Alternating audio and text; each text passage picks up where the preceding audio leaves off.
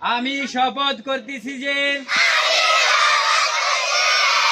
মানুষের সেবায় সর্বদা নিজেকে নিয়োজিত রাখিব, দেশের প্রতি অনুগত থাকিব, ইসলাম ধর্মের বিধিবিধান মেনে চলিব এবং কোরআন সুন্নাহ মোতাবেক আমার জীবন গঠন করিব। দেশের একতা ও সংহতি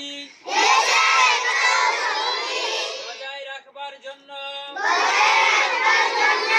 সর্বদা সচেষ্ট থাকিব।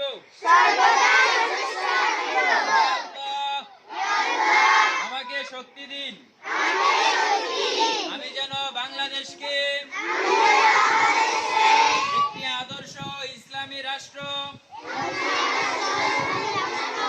হিসাবে গড়ে তুলতে পারি এবং ছাত্র স্কুলের সুনাম বৃদ্ধি করতে পারি।